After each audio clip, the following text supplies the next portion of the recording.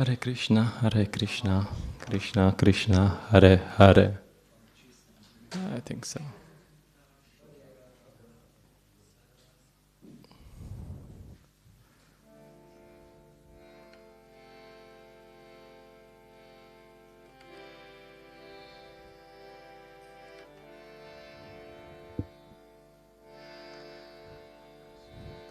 Jaya Radha Madhava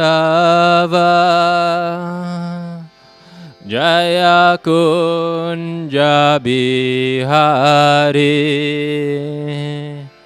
Jaya Radha Madhava Jaya Kunja Bihari Jaya Radha Madhava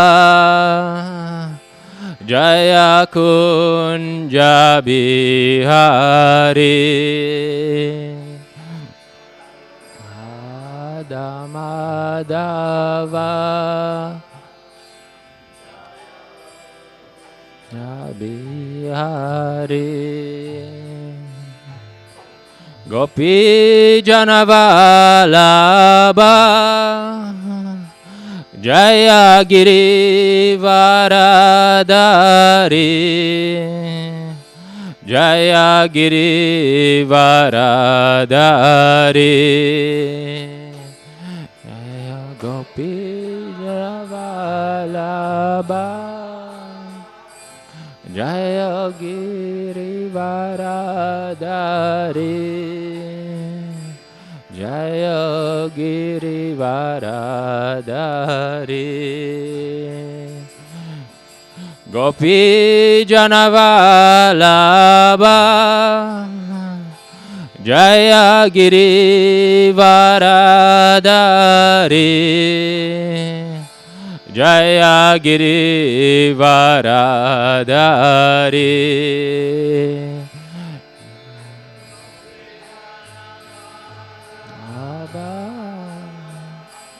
Jaya Girivaradari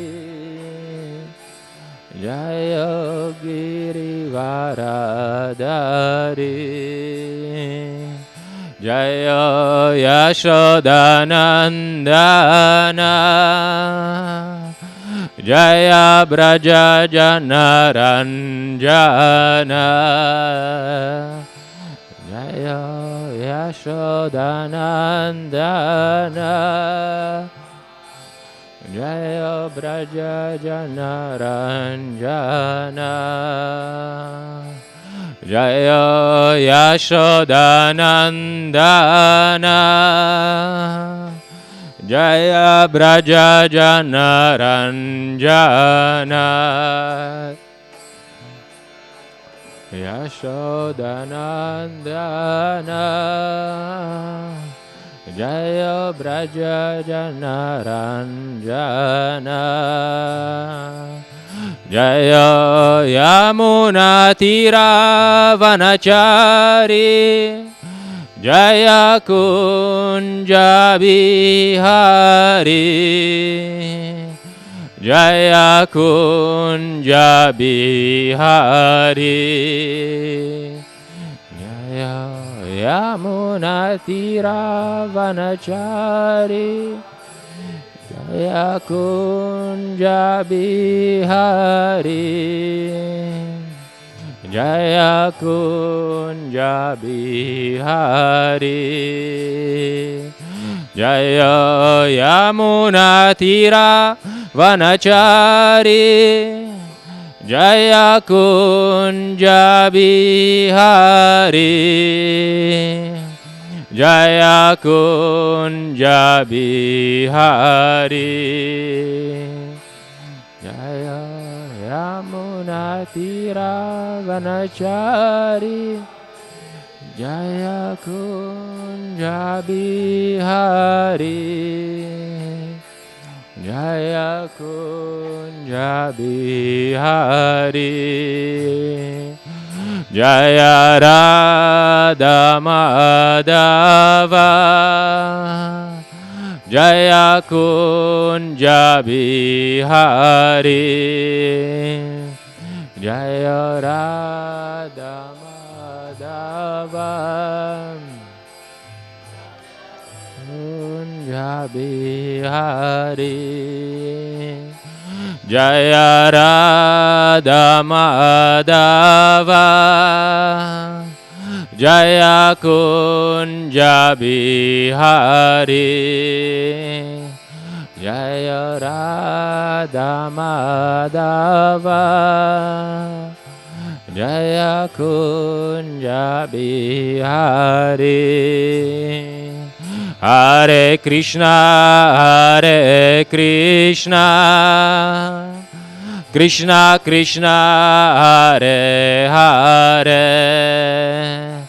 Hare Rama, Hare Rama, Rama Rama, Hare Hare, Hare Krishna, Hare Krishna, Krishna Krishna, Hare Hare,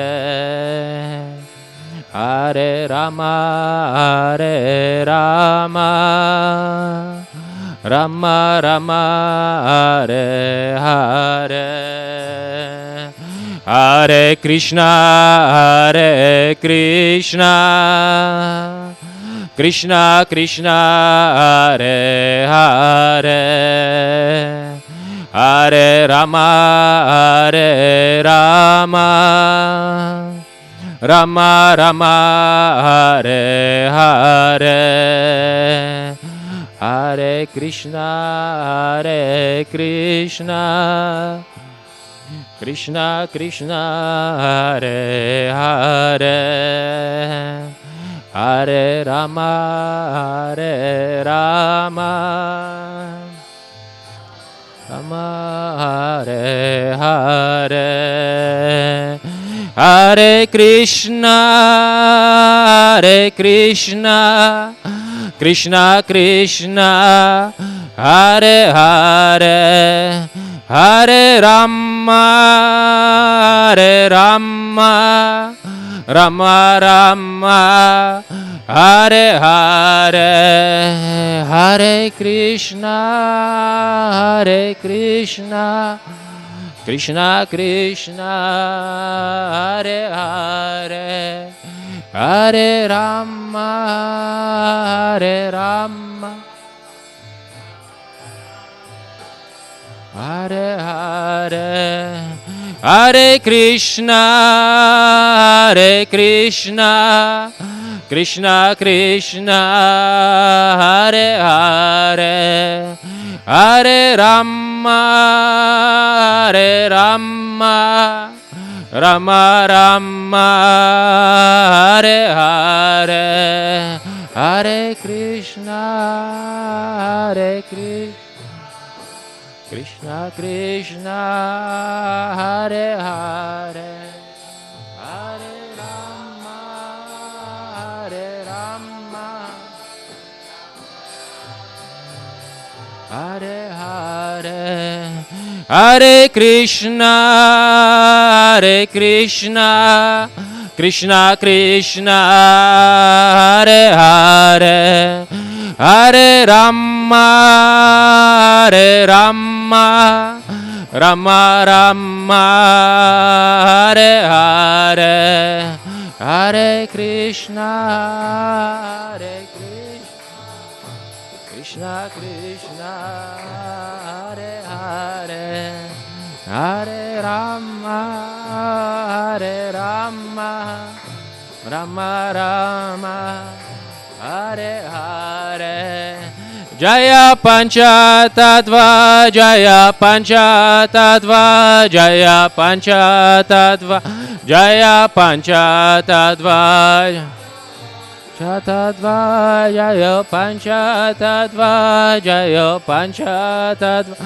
Jaya Pancha Tattva, Jaya Goranitai, Jaya Goranitai, Jaya Goranitai, Jaya Goranitai, Jai Jaya Gauranitai, Gauranitai, Jaya Gauranitai, Jaya Prabhupada, Jaya Prabhupada, Jaya Prabhupada, Jaya Prabhupada, Pada, Jaya Prabhupada, Prabhupada, Shila Prabhupada. Panchatattva ki jai, Shila Prabhupada ki jai.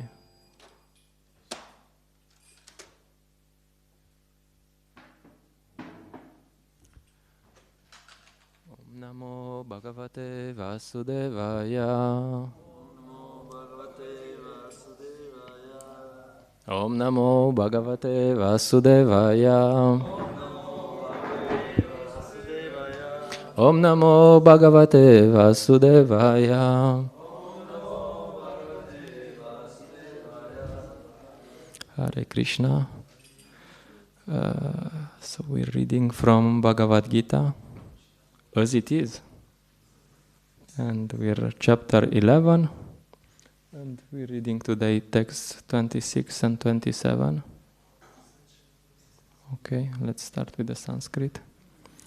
Amichatvam dhritarashtrasya putraha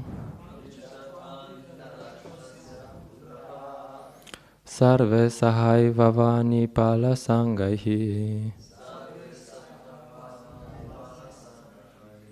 Bhishmodrona sutta putras tatasau Sahasmadhyair api yodamukyahi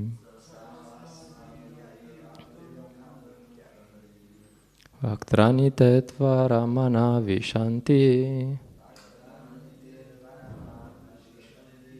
Damshtra karalani bhayanakani Kechid vilagna darshanantareshu Sandrishante churnitair uttamangaihi.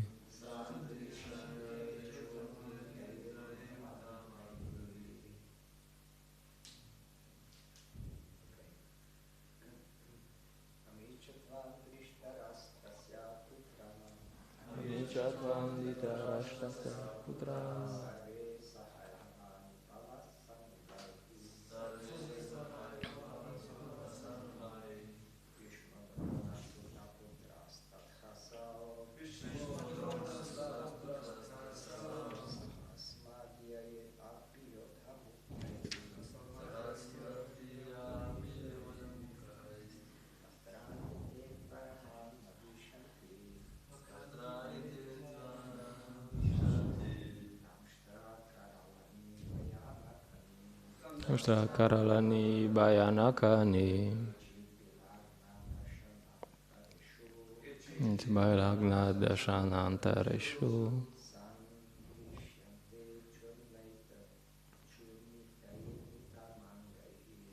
Andrishante churnitairudmangaihi. Okay, Mataji.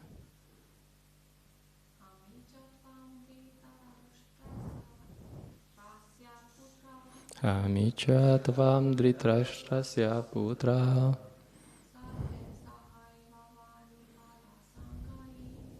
Vesarhai vavani valasangaihi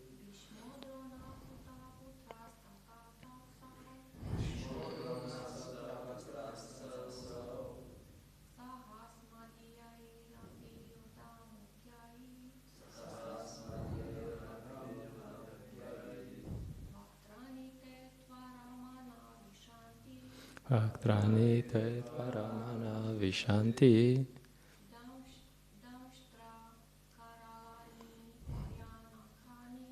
Damshtra karalani bhayanakani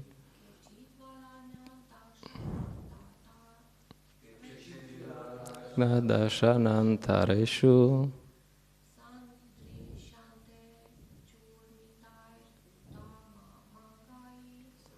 Dishante Churnitai Mahangai. Okay, thank you.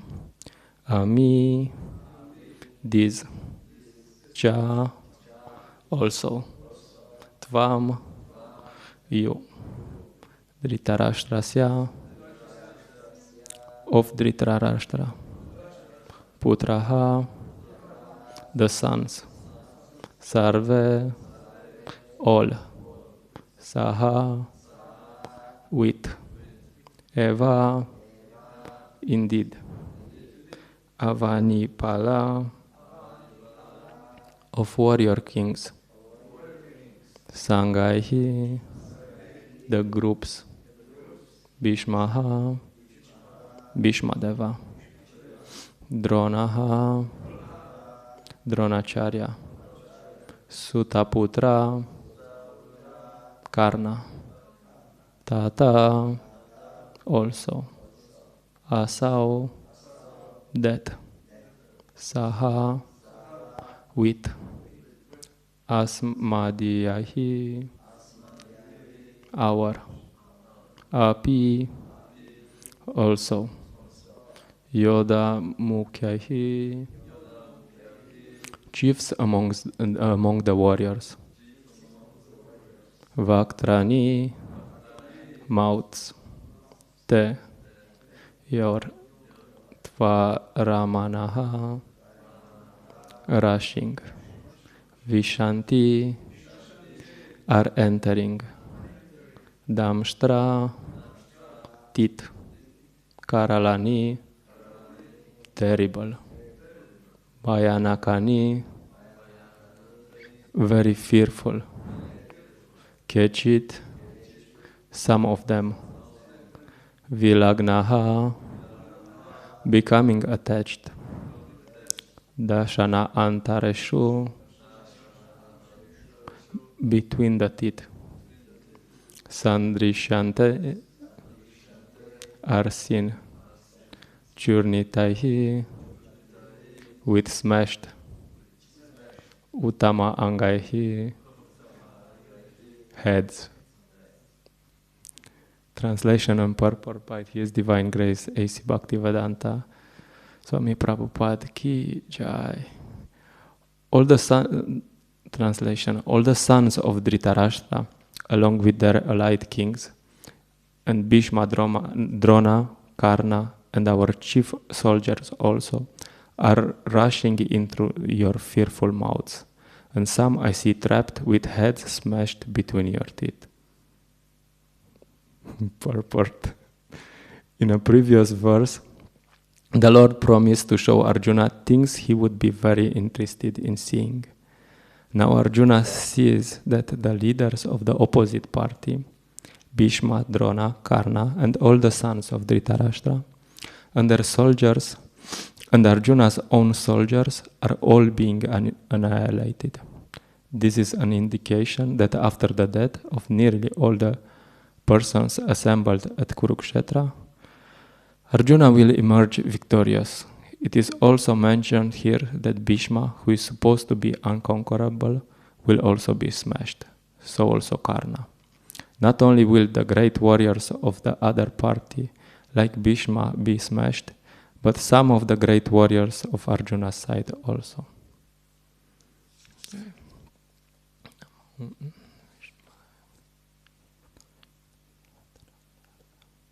Namo Om Vishnu Padaya Krishna Prashtaya Bhutale Shrimate Bhaktivedanta Swamiti Namine Namaste Sarasvate Deve Gauravani Pracharine Nivishe Shashunyavadi Pashyate Deshatarine Jai Shri Krishna Chaitanya Prabhu Nityananda Shri Advaita Gadadara Shivasadi Gaura Bhakta Vrinda Hare Krishna Krishna Krishna Hare Hare Hare Rama Rama Rama Hare Hare. That's quite an intense verse.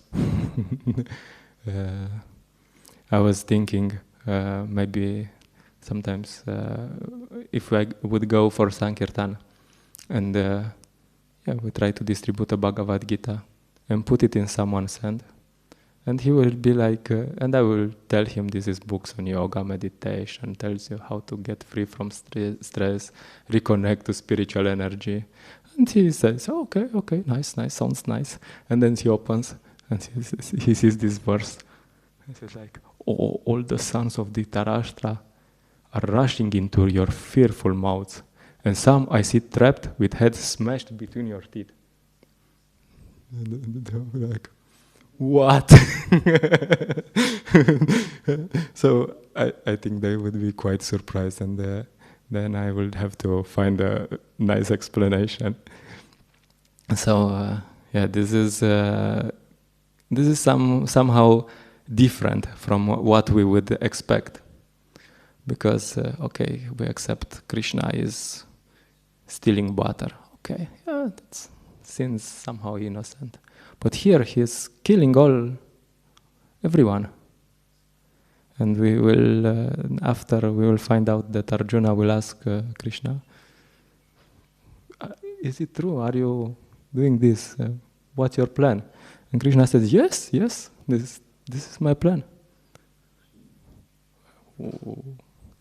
And this is something which can be very hard to explain, and not only to explain, but also to accept that Krishna is actually killing everyone. It's maybe someone comes and says, "Oh, my child was he died. Who killed him?" And probably not first thing we will tell them is not, "Oh, Krishna killed him. No problem." But it's true. So even though this happens, we have to understand that this is part of, there is some logic behind. And Krishna is, whatever he does is still right. Now, here you can see that it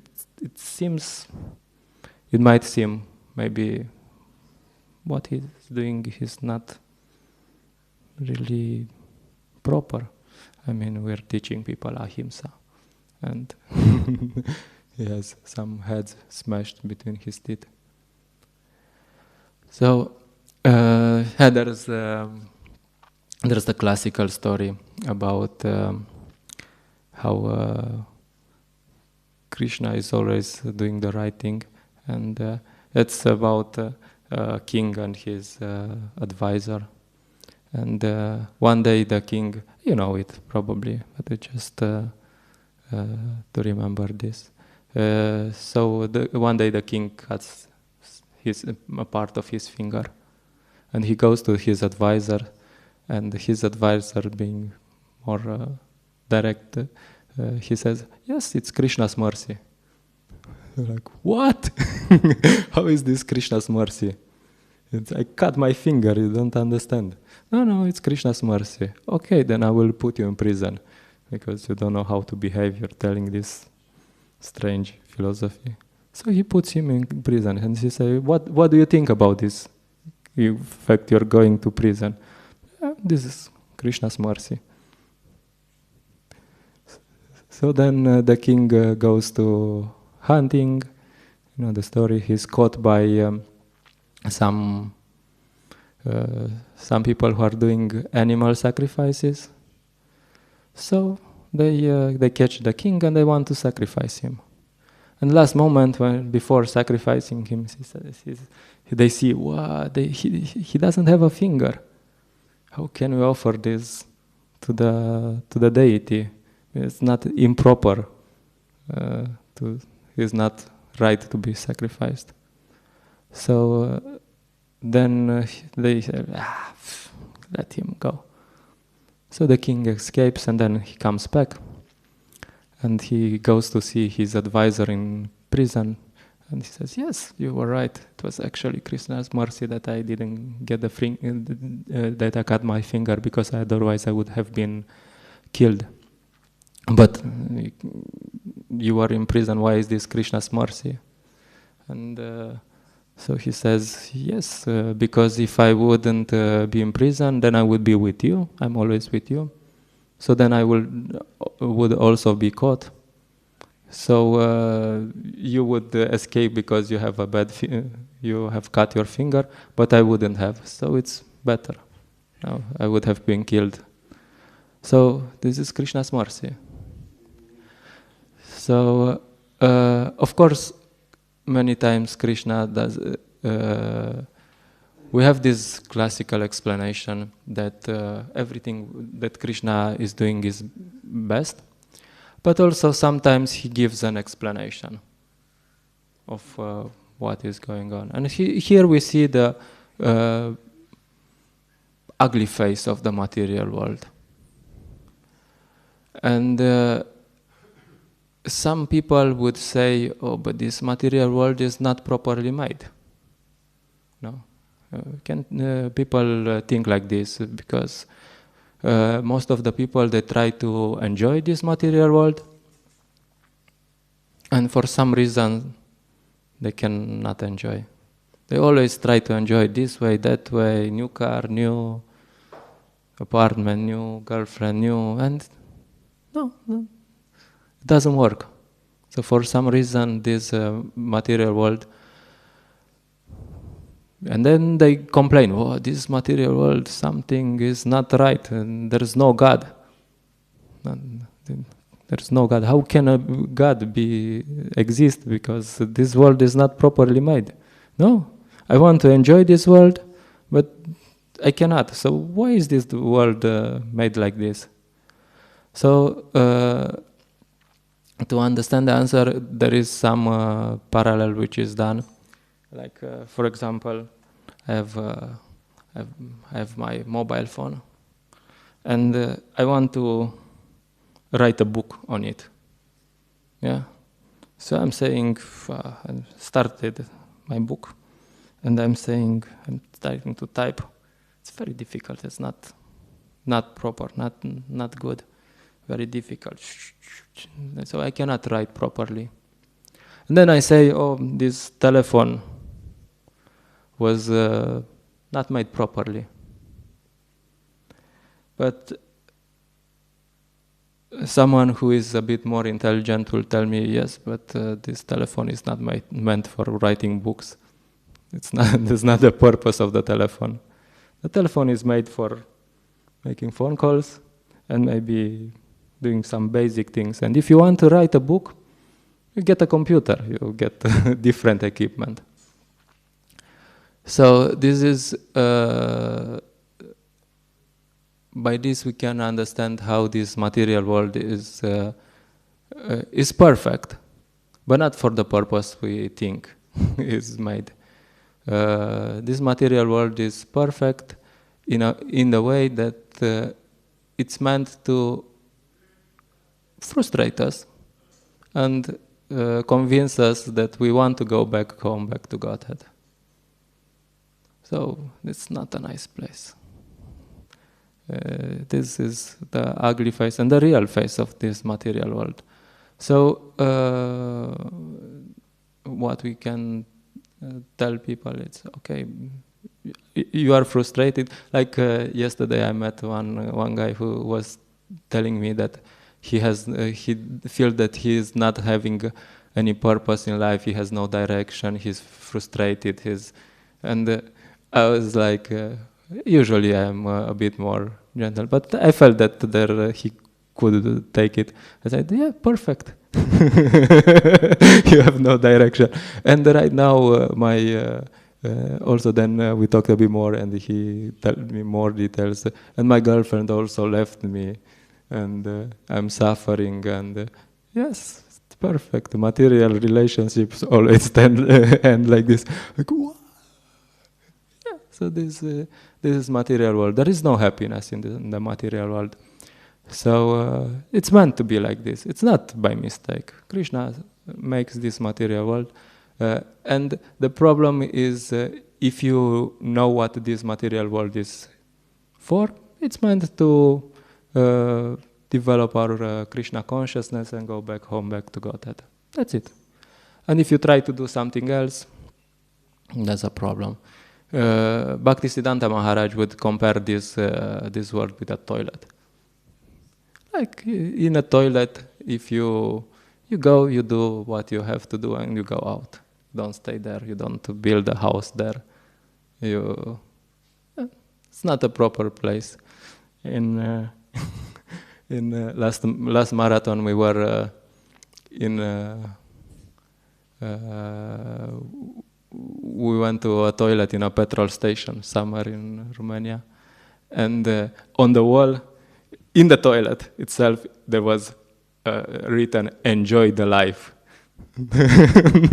And I thought, yeah, this is perfect. This is exactly what people are trying to do in this material world. They are trying to enjoy this material life, but yeah, it cannot happen because. So this is the purpose of Krishna. Krishna has made this material world in an ugly way, and it's meant to frustrate us. It's intentional, and it's meant to give us this frustration is meant to be that we can use it as a fuel to grow in Krishna consciousness, to surrender to Krishna eventually. Yeah. So so this is a bit the plan of Krishna, which might seem not standard. Yeah.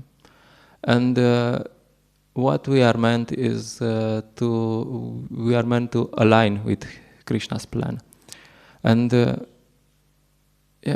Krishna means sometimes this kind of things are happening that we don't understand, and we don't understand the Krishna's plan because we have some limitations.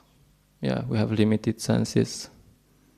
We make mistakes. We are in illusion, and yeah, we tend sometimes to pretend that I know everything, but actually, yeah, we don't know so much. We don't know too much, and it's good to have this idea that maybe I don't know. Maybe I'm not right. Maybe my ideas are not so good. Because yeah, we're limited, and because otherwise we can go in that direction that we say, "Wow, what's this Krishna doing here?" This is not proper. So what's the effect? The effect is Krishna means Krishna and his devotees. It doesn't mean only Krishna. There's one case of what happens when you go in this direction is Saubhari Muni. So Saubhari Muni was a big yogi. He was meditating, and one day he saw two fish mating, and then he thought, I want to also have sex. And so his meditation was finished. And then it's explained why. Because you would think, this is really stupid. He was such an advanced yogi. And he just saw two fish and he was like, what? Thinking, yes, I want to have sex, yes. But then it's explained later that actually what he did was offending Garuda. Because he was meditating in a lake, I think, and there were lots of fish, and he was fond of this fish. He had this. And Garuda, he's not typical Vaishnava also. So he's eating fish. So he was eating fish. And so Saubhari Muni tried to stop him, which was first offense. And then he even went so far that he cursed Garuda. He said, if you ever eat fish in this lake, you will die instantly. So that was the cause of the downfall of Saubhari Muni. That he thought, I know better. This Garuda, he seems like a big devotee, but yeah. What's this? What is he doing? So he was thinking, yes, I know, I'm right. This is not proper behavior. I learned clearly that it is ahimsa. So this Garuda, he doesn't know what he's doing. So Yeah, so this is one example. There's lots more examples. One other example is Chitraketu. Chitraketu, he was a very exalted devotee. One day before this incident, he even saw Lord Vishnu, so he was really so advanced. And one day he went. There was an assembly of the sages, and Lord Shiva was sitting there, and Lord Brahma was there, and Narada Muni was there, who was his spiritual master, and lots of sages were there. And Lord Shiva was sitting in that assembly, and he had Parvati on his lap. So Chitraketu Maharaj had this idea, okay, I have to say something. No, because you'd say someone would come to the temple and he would stay with his wife on his lap. You'd say, this is not proper behavior. No, it's not. So he felt, okay, I have to do something. I have to say something. So, there Srila Prabhupada explains from different angles, because he sometimes he takes the angle that actually Chitraketu Maharaj was in a friendly relationship with Lord Shiva, so he was just like joking a bit, and actually he wasn't criticizing. He was just saying something like how wonderful it is that Lord Shiva is with Parvati in his lap and he's not affected at all. But what he said was something like, sounded like criticism, and Parvati took it very seriously. So there was some reaction.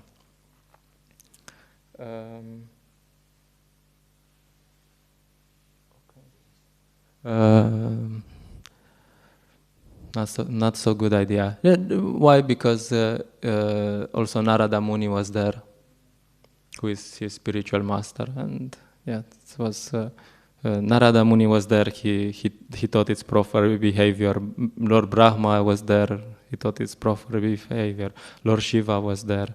So Chitraketu Maharaj thought, no, it's not proper behavior. Yeah, okay. So this is also one case of thinking, I'm more exalted, because actually that's what we're thinking, and the effect, coming back to Sabari Muni, the effect of this is not that there is some external thing. The effect can be the loss of intelligence. So it can be that someone makes offenses and then he loses his intelligence. Like Sabari Muni, he somehow lost his intelligence. And the effect is there was no external reaction, nobody cursed him, but he just had a stupid idea and he followed it. So like, wow, complete blackout. Yeah, and most of the time, okay, let's try like this. Most of the time, the reason for this is that we don't see things from Krishna's perspective. Is that we see things from our perspective. So most of the time the reason is really pride. Because we have, for example, Daksha. He was also offending Lord Shiva. And what was the reason for this attitude? It was pride. No? Because Daksha was head of the Prajapatis. And he thought, who is this Lord Shiva? I come in this assembly and he doesn't pay proper respects to me. So there in a purport, Srila Prabhupada explains that Lord Shiva was in meditation on Lord Vishnu and he has to pay respects to Lord Vishnu, not to me. So Daksha thought, he didn't pay proper respects to me. So because many times the cause of is pride and thinking, taking Krishna from the center. Now I'm in the center. And everyone should respect me,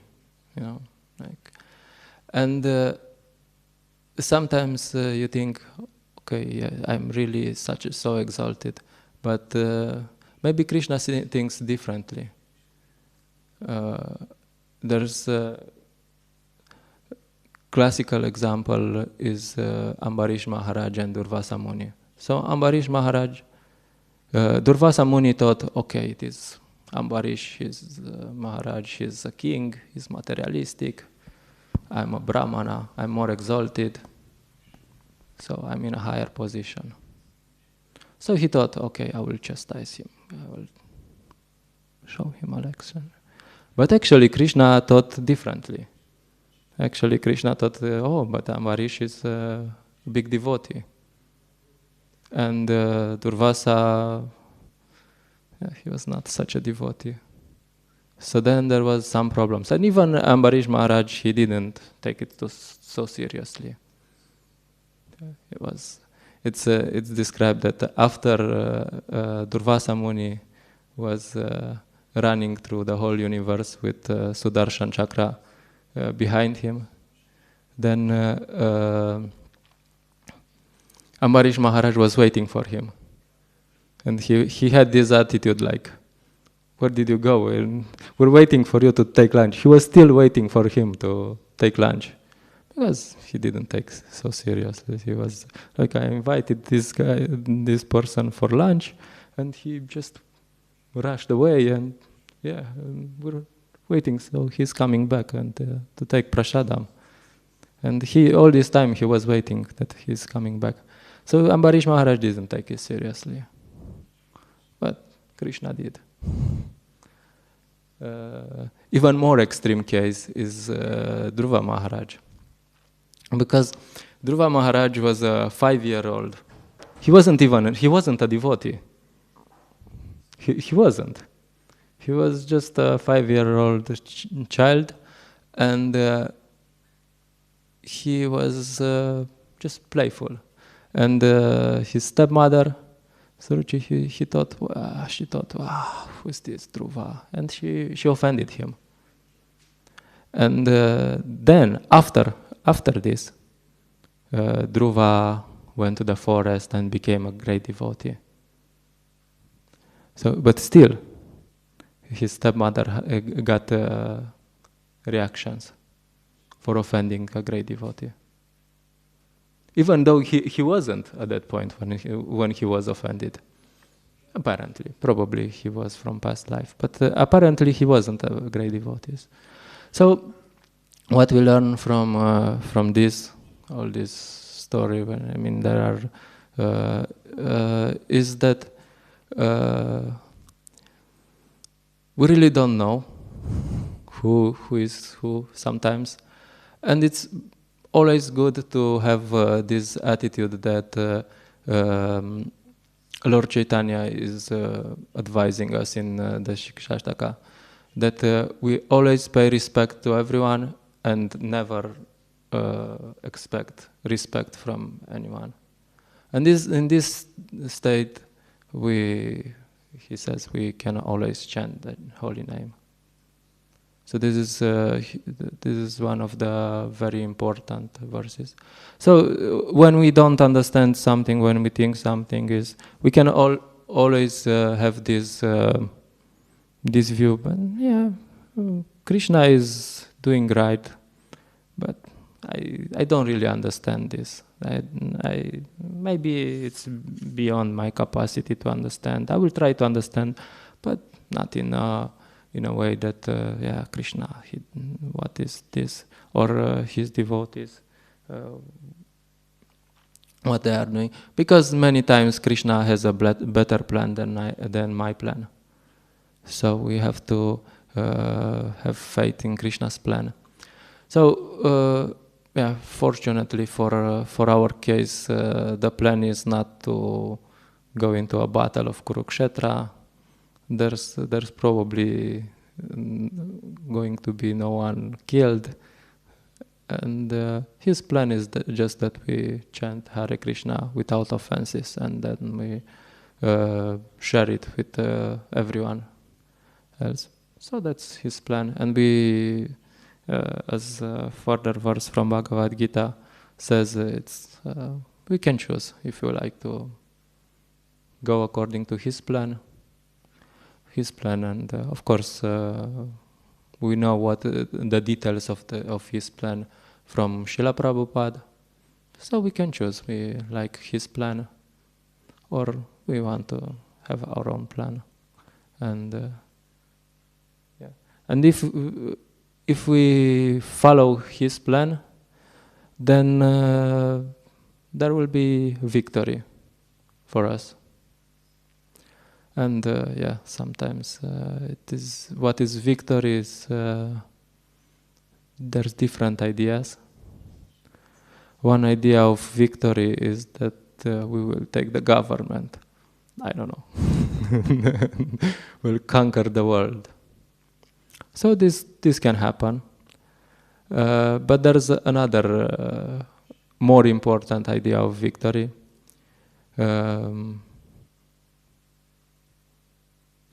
Just okay. I'll just take some interesting example. Classical example is of different type of victory is Jatayu. Because you will say, what kind of victory is that? He tried to fight Ravana, and he lost. And he was killed. So, Krishna, is this victory? Yes, it's victory. And this is explained by Chitraketu Maharaj in his next life as Vitrasura. Because there's this fight between Indra and Vitrasura. And Vitrasura has a demoniac body. And Vitrasura is losing. And Indra is winning, no? So you would say Indra is winning, no? Yes. At the end of the fight, Indra is killing Vritrasura. But what actually happens is, and even Vritrasura is asking Indra, okay, when you kill me, I will go back to spiritual world. So kill me fast.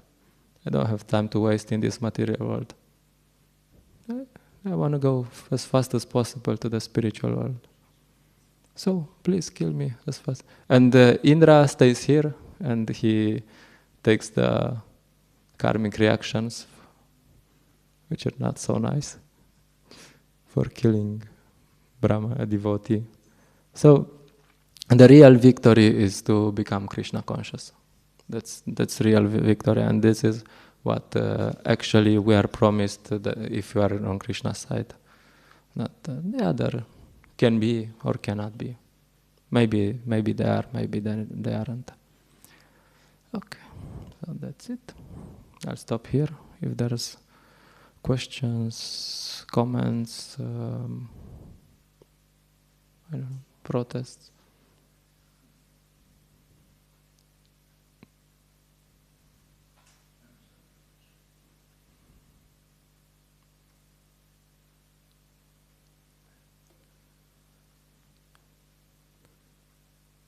Okay, thank you so much. Śrīmad Bhagavad Gita ki jai, Śrīla Prabhupada ki jai, Nitai Gaura Premanande, Hari Hari Bol. Jai.